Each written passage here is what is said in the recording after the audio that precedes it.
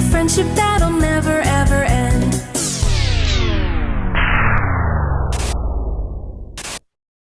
Run!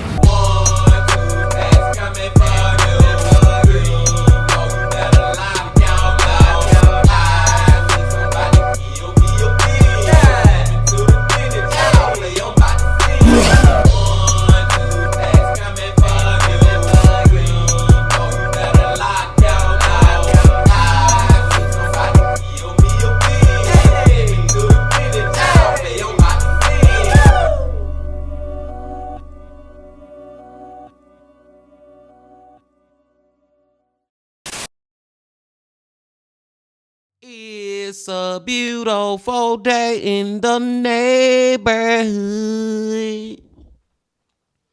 Reaction Beanie, yo, 642. In that neighborhood, my brothers and sisters. Another Wednesday, another time to go back to who? Mike from that chapter.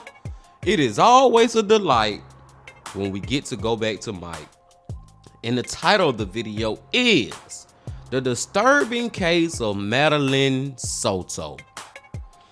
Oh, Maddie, what have you done?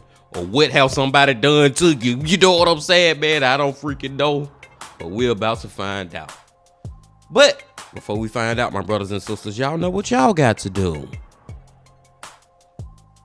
Get whatever you may need. Get what you need, please. Another That Chapter Wednesday. Y'all got what y'all need. Y'all ready to go? Then let's go. Thank you so much. Of course. No, we called school. She was walking in that direction. She was rifling through her backpack. Pretty sure you know what some of those pictures are about. But outside of you reporting her missing, you have not shown me one bit that you prioritized her over him. And that sucks. Hey you, and welcome. My name is Mike, and in this sole video, we are going to, you'll never guess, Florida, for a story that's about as dark and as sinister as you'll ever come across. So, look forward to that. It all began with what seemed like an everyday school run. A 13-year-old was dropped off in the morning, but in that short distance, something happened. If that ever happened at all, because this case is chock full, of twisted lies and sinister secrets. But before we get into it, please subscribe to see new videos every single week. Now, let's give it a go. Let's give it a go.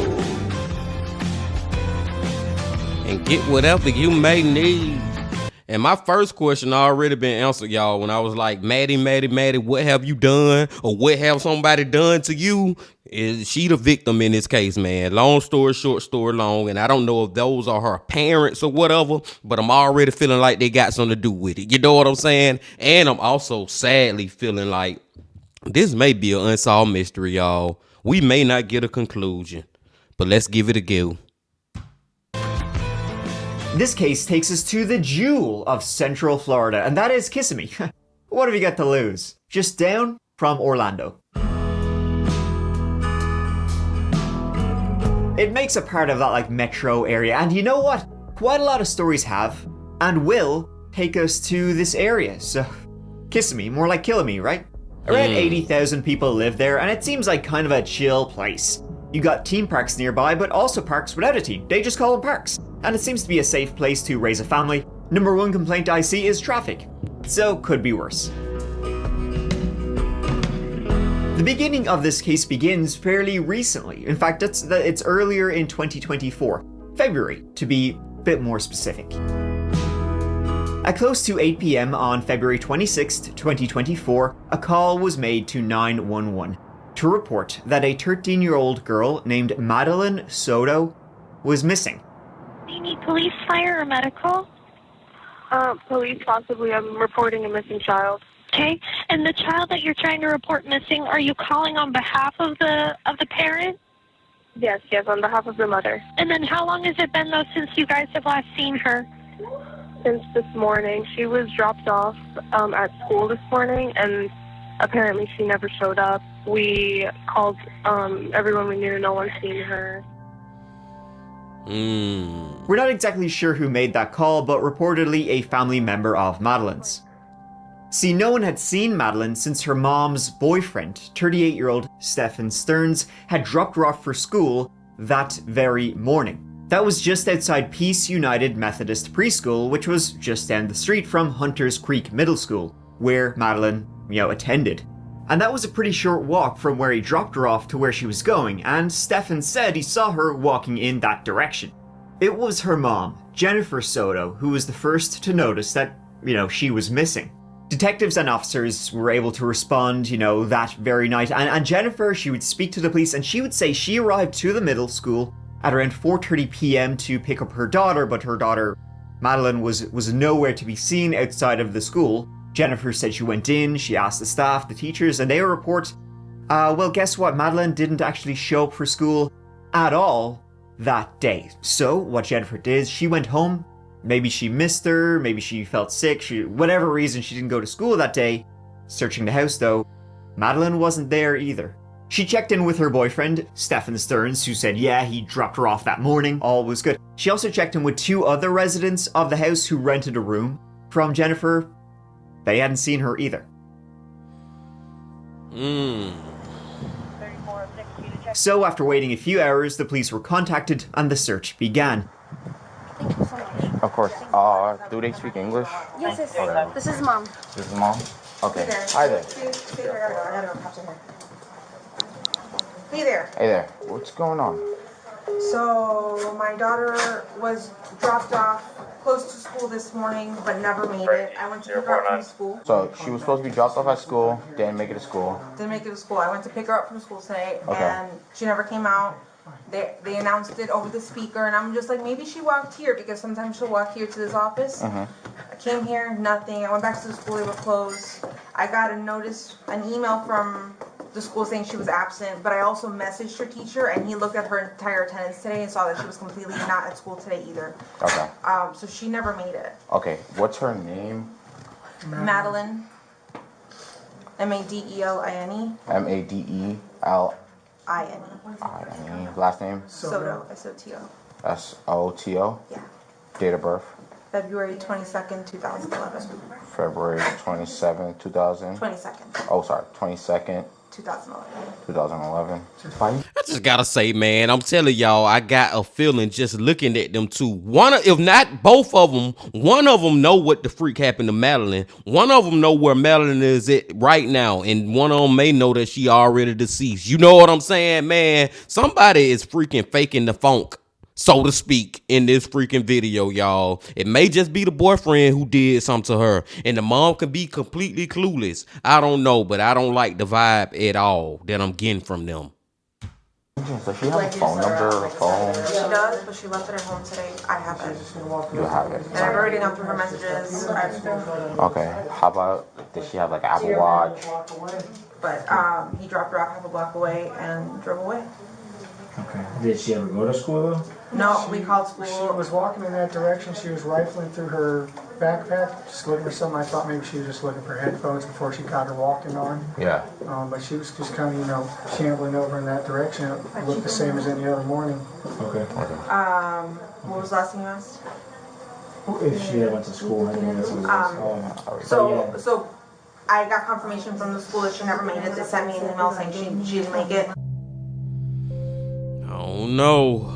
I don't know. It seemed like something happened in that short walk from where Stephen Stearns dropped her off to where the middle school actually was. And this was beside a pretty busy road, so a lot of folk, coming and going. Shady perhaps, let's see. Madeline Soto was only 13 years old, an occasion she celebrated the day before she went missing. And she was described as a sweet but quiet and withdrawn kid. She was struggling in school, dealing with anxiety and ADHD.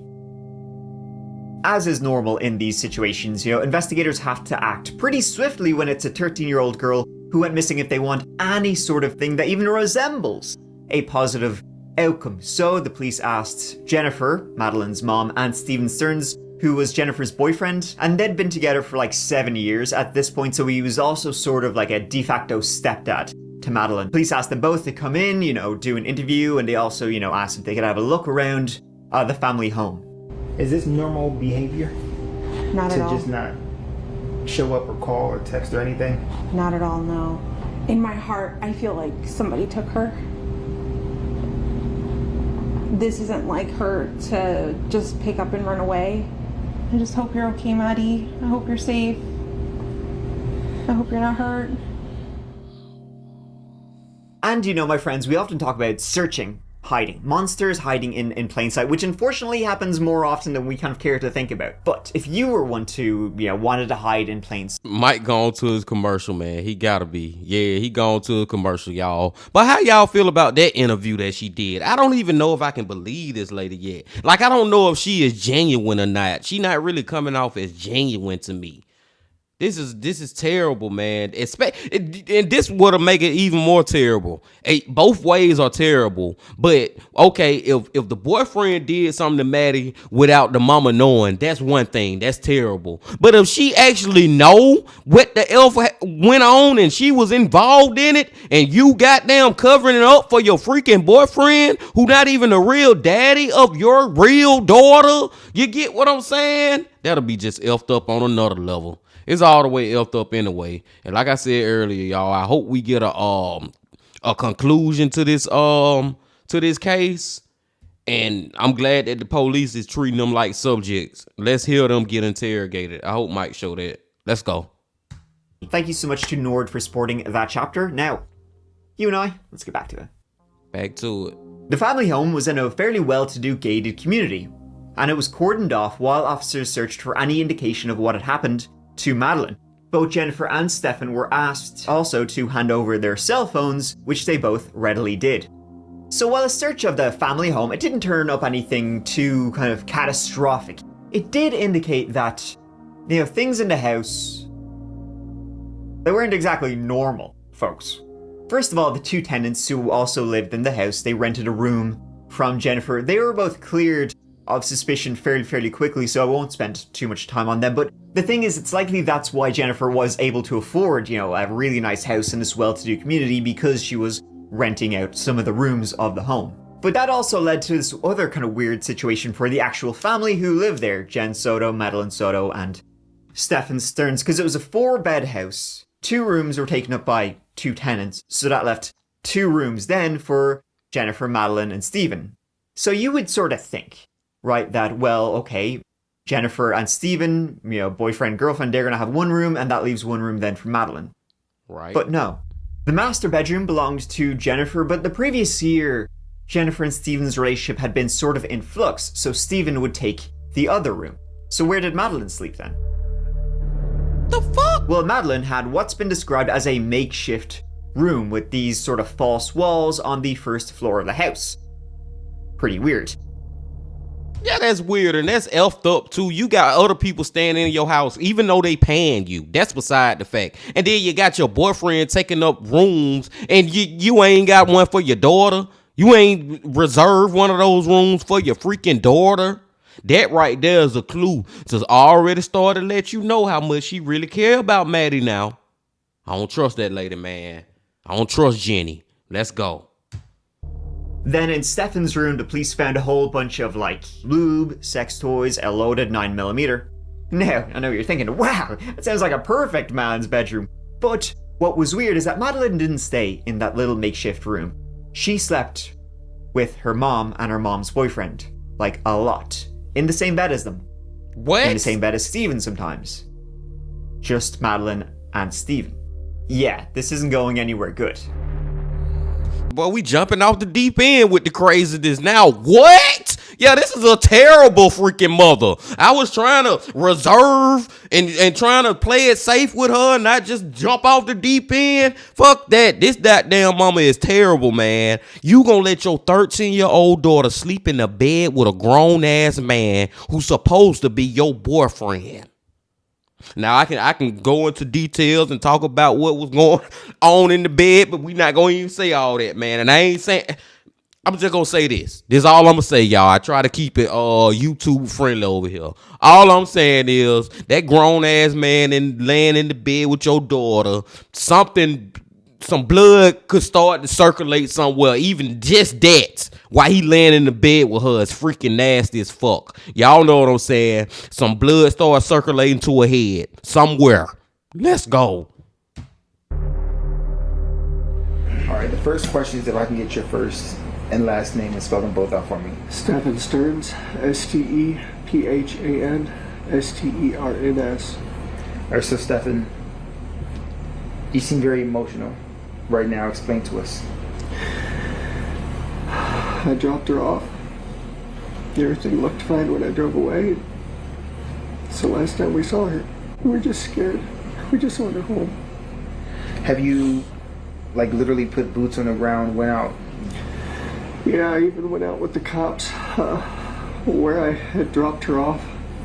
And we looked all up and down the road, all along the communities, and there was nothing helpful. None of the cameras were pointing the street. Nothing, which in 2024 was surprising. A living nightmare.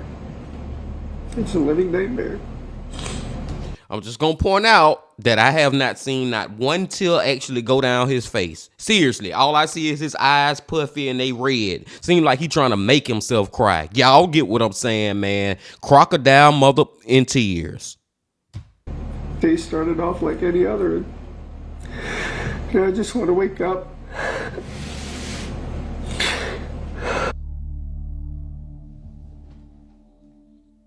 Then there was the little matter of police photos of Madeline's room showing in a laundry basket a pair of grown-ass men's underwear. Gross. Yeah, this is not looking swell. It's about 20 minutes until the sun's going to set, and dozens of volunteers are still out there looking for 13-year-old Madeline Soto. They've been out there all day. 50 hours and counting. That's how long it's been since 13-year-old Madeline Soto was reported missing. On Wednesday, family, friends, and dozens of deputies searched several areas around Orange County. And still, no sign of the teenager. Now, Stephen was not a normal dude. He was a big ol' oddball. As a kid, he moved around the country a lot, grew up on a farm, and would be described as a childish person, addicted to buying stuff, unhygienic, and had at one time worked real estate. But most recently he had worked in Disney World as a cast member. But it seems he stopped not long before Maddie vanished. He was also a big Warhammer 40k fan, posting even images of Maddie helping him paint.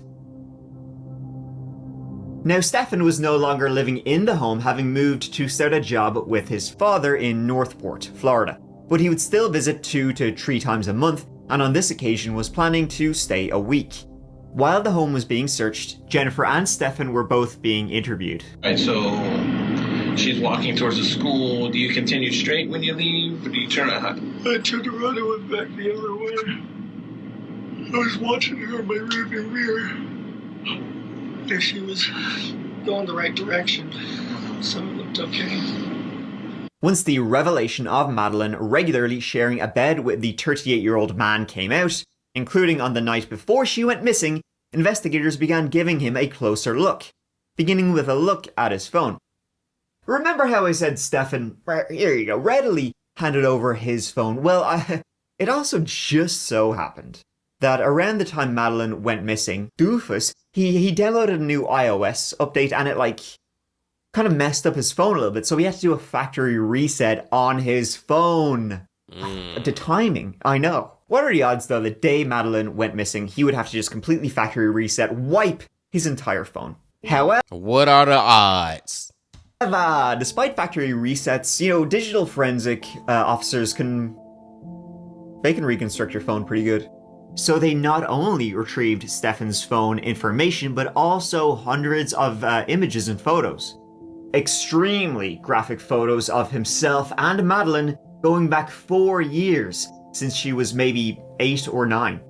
And I'm guessing I probably don't need to tell you the exact nature of those photos, because you don't want to know. Needless to say, there was more than enough to have Stephen told, you better buckle up, buckaroo, for the long haul. Alright. Stuff on here. I'm too old to lie to people. I'm too old to beat around the bush. And we seem like we're having a generally good conversation right now. Okay. The only thing that I ask for from you is and I will reciprocate. I want you to be honest with me as much as I'm being honest with you. Okay. So, Stefan, here's what I'm asking you and pleading with you is to dig down and do some soul searching. And I'm pretty sure you know what some of those pictures are about. You're a very intelligent person. And I don't want you to discredit yourself by saying you don't know about all the pictures that are on your phone. You understand what I'm saying? Should I be talking with a lawyer right now? I can't answer that question. I feel like I should probably have a lawyer present at this point. So you're wanting an attorney? Yeah, I think so. Okay. Ain't no goddamn attorney gonna save you from what the fuck those pictures was. You know what I'm saying? The lies can lie, but pictures gonna tell the damn truth, man. And this story done got sickening to me now, being team. Because I was being PG in my brain when Mike first said that she was sleeping in the bed with him. I was keeping it, well, not even PG, but I guess PG compared to what the freak we know now. But I wasn't thinking those type of things was going on. Him taking pictures and ish. I was thinking maybe he laying in the bed with her. You know, he probably get a little horny. I'm just going to say it like that. And like I said, blood pressure started to rise to somewhere. And like I said, even that is F the F up. But we done went beyond that point now. Like, that is just crazy, man. Like, even me, y'all, if I had a 13-year-old daughter, I would not sleep in the bed with her. Period. I just wouldn't. Baby, you get to bed, I'll sleep on the damn floor if I have to. Now, if it's a younger daughter, 2, 3 years old and stuff, okay, baby, yeah, you sleep with me, lay up on daddy while we go to sleep. But 13? No, that is sick. I'm stuck on it. And come to find out, it's even worse than that. I hope him and the mama, because we can't forget about Jen. We can't forget about Jenny. She got to get what she deserved too, because it was going on for too many years for her to have no idea about it. That's out the window. That's long gone. That can happen. I want to let you know you're not free to leave. You're being detained, okay? He was placed under arrest on suspicion of committing sexual battery on a child under the age of 12 and possession of CP. In all, 1,500 photographs of Stefan engaging with Madeline in various acts of abuse of the very worst kind were found on his cell phone. That's before the forensic technicians got access to Stefan's Google Drive, where they discovered a trove of tens of thousands of explicit images. Truly, it doesn't get any darker than this. Like, I just gotta point that out. Mike said tens of thousands of images on his Google hard drive. Not to mention 1,500 in his phone. That's a lot of freaking pictures and videos, y'all. Like, of this one little girl, man. Ain't like he was doing this with multiple and all over the place with it. Like, the This Is Grandpa video from Nick Crowley we just watched yesterday. If you ain't watched that yet, watch that and you gonna trip the freak out. But it ain't like it's multiple people. There's just 2 people involved in these images, and it's tens of thousands of them. I ain't expect this story to be this freaking sickening and crazy. The data from Stefan's phone would have been enough on its own for investigators to entirely change the nature of the search for Madeline Soto, from rescue to recovery. Then, officers tracking Stefan's movements on the morning of February 26th, the day she went missing, quickly realized that his version of the timeline didn't exactly marry up with any of the facts, and Stefan went from potential witness to suspect numero uno.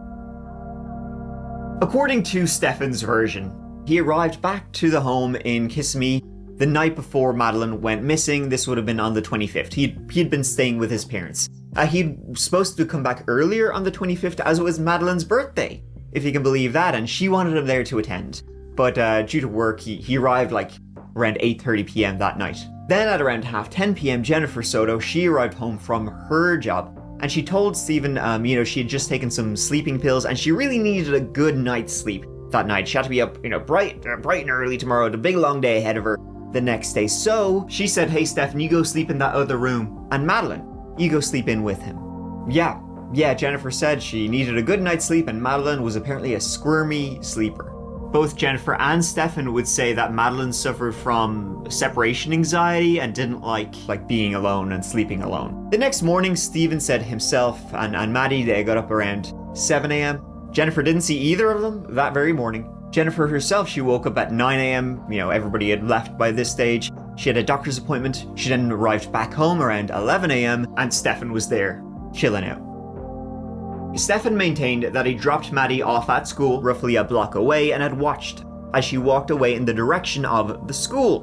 When asked why he hadn't taken her to the school directly, he told detectives that Maddie was, quote, going through a phase, and that she was embarrassed about the beat-up old silver Lincoln he drove, so she'd asked him to let her walk the rest of the way. Stefan went on to say that after dropping Maddie off, he had gone to a local vape shop, but it was closed, so he went home instead. He was there for around an hour before he went back to the same vape shop he'd attempted to visit earlier. After he ran a few errands, visiting gaming shops, Stefan said he got a flat tire. So he was late getting home and finally returned to the house at around 2:30 in the afternoon. Detectives set about verifying, you know, the details of his story to see if it matched up, where he said he went to A, B, and C, and as soon as they did like the most basic, you know, check, well, it was like his story. It's a big bag of shite. The gated community the Sotos lived in had a security gate complete with CCTV. Detectives obtained the footage from that morning, and as soon as they saw Stefan's car, alarm bells started ringing. Right there, clearly visible in the passenger seat of Stefan Stern's beat-up old silver Lincoln, was Maddie. She was in his car that morning. Only she was positioned really, really strangely. She was described as being slumped over, but her eyes wide open. It seemed pretty clear that she was dead in his car. With the suspicious video and cell phone data, Stefan was firmly in the crosshairs of investigators, but he was still sticking to his story. Police knew already that they were just looking to recover Madeline's remains and confronted Jennifer with the evidence, but she too pleaded ignorance, didn't know nothing. Like, I look back at shit now, I'm just like, he was fucking lying, he was fucking faking. What else has he been lying to me about? I know he's like a master liar and manipulator because he's done it to his parents, and he's told me and shown me the lies he's done to his parents. But I don't know why I never thought, not me. I just gotta call bullshit, man, when I hear the bullshit and I can smell it coming through the goddamn screen. How in the hell you gonna sit up here and say that I know he was lying to his parents, but I never thought he would lie to me? Motherfucker, if he a liar, he a goddamn liar, just like you a liar right now. There is no way in hell you can convince me, Miss Jennifer, that you did not know none of this stuff was going on, and it was going on for freaking years, and you encouraging and making your little girl go sleep in the goddamn bed with this man. There's no way. Lock her up and throw away the key. Long story short, short story long. Let's go. The lies are about money. They're about where he's at, what he's doing. What's he? Yeah, all that. Investigators were able to trace Stefan's car movements through the license recognition system. Needless to say, his real footsteps that day were completely different to what he told police in the interview. Yep. License plate recognition cameras throughout the area were able to follow Stefan's movements quite closely and were able to prove he was nowhere near the school at 9 a.m. when he said he dropped Maddie off. At close to 11 a.m, he was again near home getting rid of trash. All of these bags were later recovered and found to contain various items of Maddie's clothing and personal possessions. These included Maddie's school laptop and charger, her school backpack containing more of her possessions, and a right-footed croc shoe. Stefan had also disposed of his car's spare tire to back up his story of having a flat. Stefan was interviewed again, and the pressure on him to confess and give them Maddie's location was raised, but he remained steadfast. He was innocent and he didn't know where she was. Even without a confession or body, detectives had more than enough, though, to add charges of first-degree murder to the already existing sexual battery and CP charges. It's like they just pissed me off so much, man. You caught red-handed, bro. We know you did it. Can you at least do us this favor or whatever? Just do the right thing. I just say it like that. Do the right thing and let us know where her body is, so her family can at least get that peace. Yeah, I hate that shit. So the living situation with them, I'll be honest, seems weird. It's weird to me. She's got a bedroom downstairs. What's kind of the mindset or the thought process, the communication you've had with Stefan about, you know, she's not going to sleep in her bed, but you guys are going to go sleep in the guest bedroom? So originally the plan was that all three of us were going to sleep in my bed together.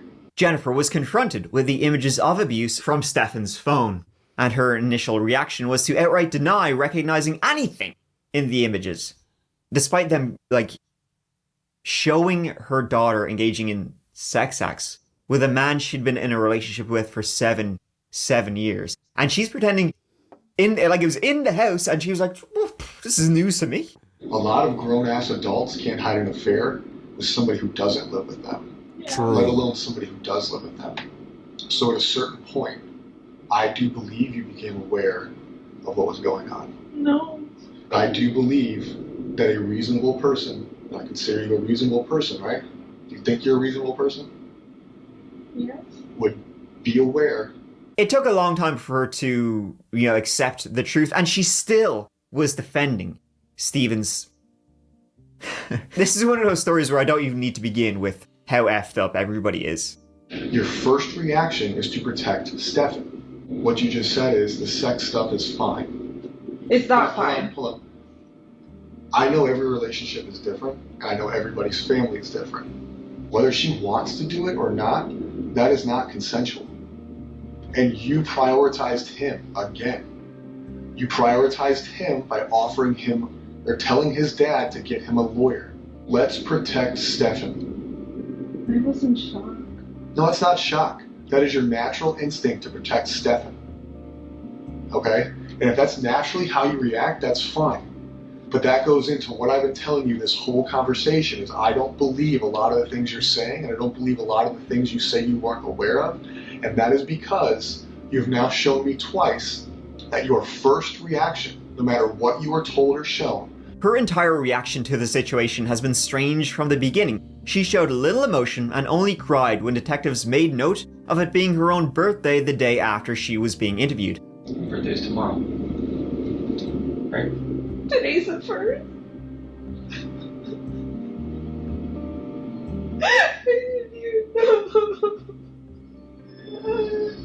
Yet she didn't shed a single tear when they told her they were looking for her daughter's likely remains.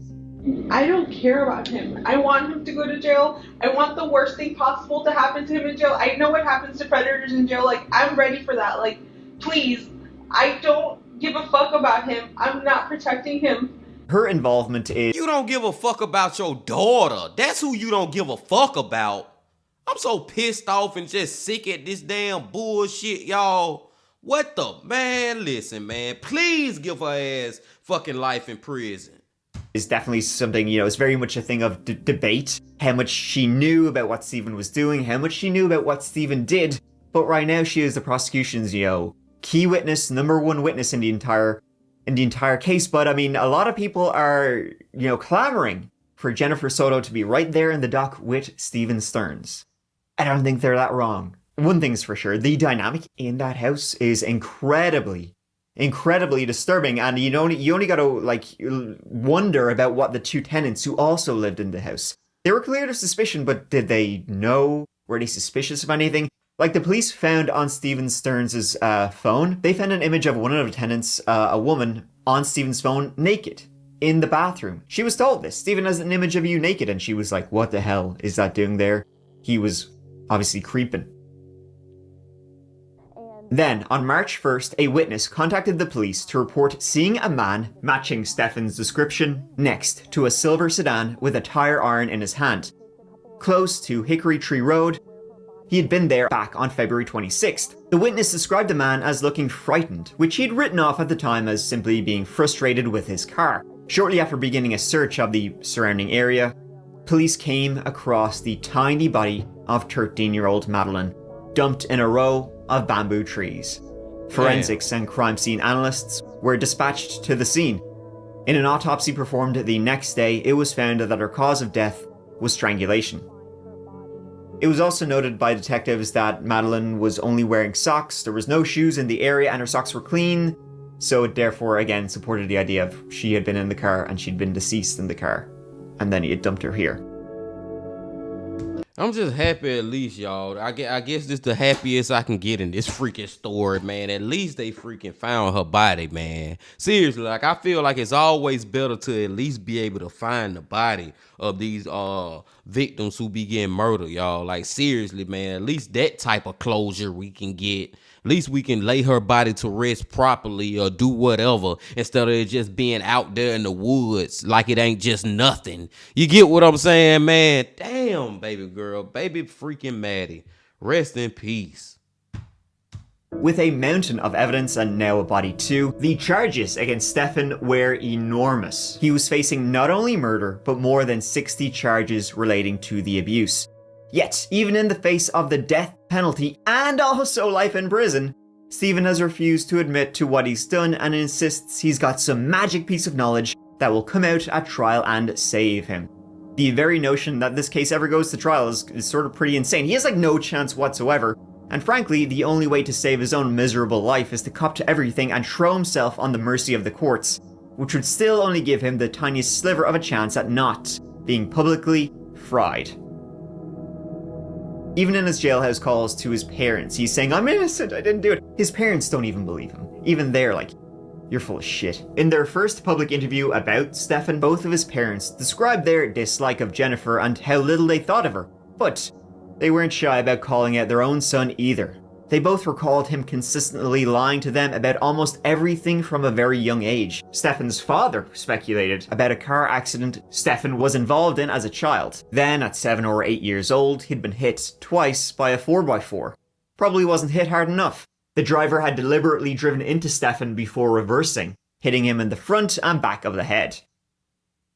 Both of Stefan's parents claimed to notice a marked difference in their son after that. How much truth to those stories, it's a matter of debate. How much of like an impact, these maybe brain injuries had on Stephen. I mean, who knows, but it's hard, regardless. It's hard to have any sympathy for this piece of shit at all. What he's done, allegedly done, is just like the worst of the worst. Pretty, unforgivable.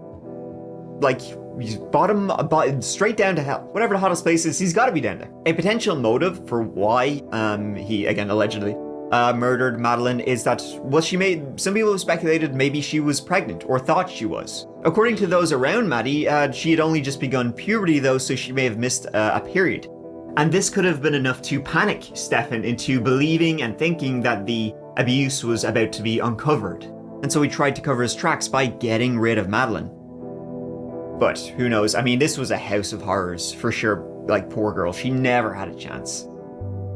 And finally, possibly one of the strangest and most disturbing things they found was a poem titled Always. It's believed to have been written by Stefan. "Your hair was like honey, with eyes stormy blue. Gone far too soon, I will always miss you.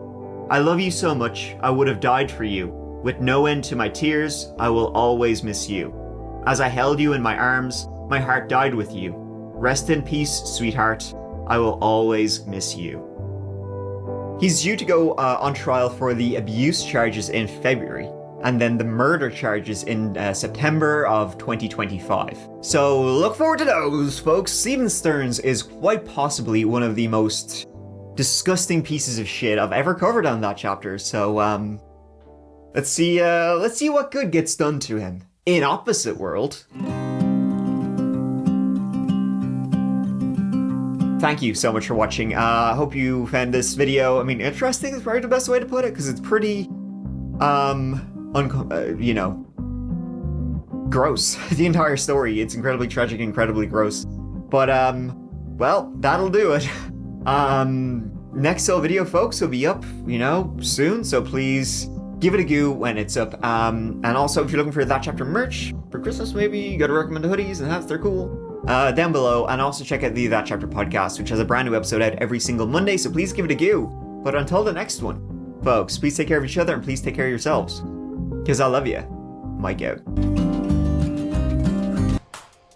Mike out, y'all. It is always a delight when we get to go back to Mike. Great video from Mike, and rest in peace first and foremost to Maddie, man. Madeline Soto, y'all. Oh my God, man. Like, it just got worse and worse. That's basically how this story went, man. Cause my antennas went up soon as Mike said that she's sleeping in the bed with this damn man. That's when the antennas went up. But boy, it got way worse than I wanted it to get. You know what I'm saying? I wasn't hoping for it to get like that. I wasn't anticipating it to get like that. I tried to block that out of my head, but I tried to block it, but hey, it was reality at the end of the day, man. It was freaking reality, man. This man was SA and this little 13-year-old girl, and the whole taking all these damn pictures, the whole time frame that this went on for years, the whole mama part.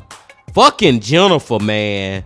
And this was the sad part is, y'all, I don't think she ever gonna really be held accountable for nothing on this. I feel like Jennifer ass is walking free right now, y'all, and next week she gonna be goddamn celebrating Thanksgiving like the rest of us in the United States. You know what I'm saying, man? Her ass walking all scot-free like nothing that happened, and she did that to her little girl. There is no way that she can convince me or any of y'all out there on the Bean team that she had nothing to do with this. She knew what the F was going on, and she allowed it to go on even after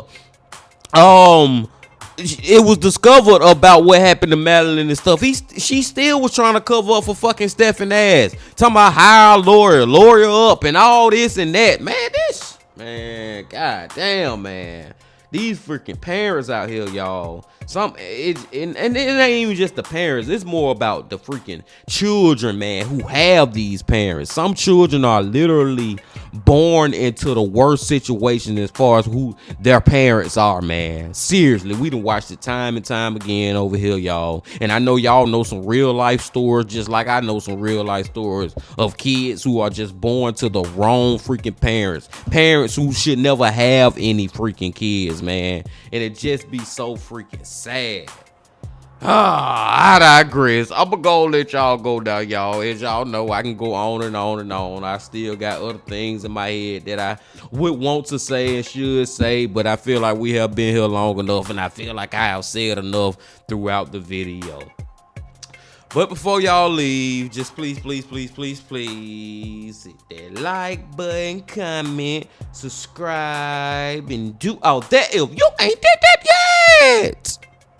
And remember this: love, peace, and happiness. Stay safe. Don't stop. Keep going. Yeah.